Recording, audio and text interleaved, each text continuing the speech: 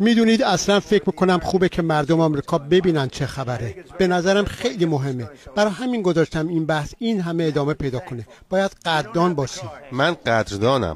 تو هیچ کارت برنده‌ای نداری. تو گل فرو رفتی. مردمت دارن میمیرن. سرباز کم آوردی. خیلی هم به نفعته. اون وقت میای به ما میگی من آتش بس نمیخوام.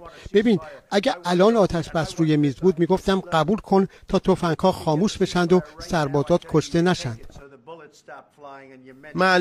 معلومه که میخوام جنگ تموم بشه، اما به شما گفتم ما تضمین داری میگی میخوایم. آتش بس نمیخوای. من آتش بس میخوام، چون خیلی سریعتر از هر توافقی عملی میشه. از مردم ما بپرس نظرشون درباره آتش بس چیه.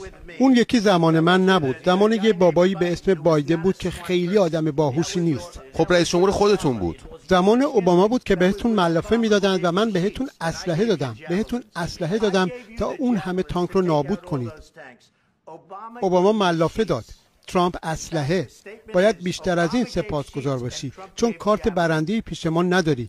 بدون ما هیچ کارت برنده‌ای نداری. تو اصلا تو موقعیت خوبی نیستی. خودتو تو موقعیت خیلی بدی گذاشتی.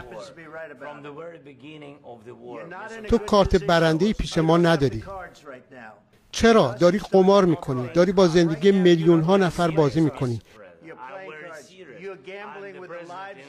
داری با خطر جنگ جهانی سوم بازی میکنی. کارت بی احترامی به این کشوره. کشوری که ازت حمایت کرده، خیلی بیشتر از مقداری که خیلی ها میگن باید کمک میکرد.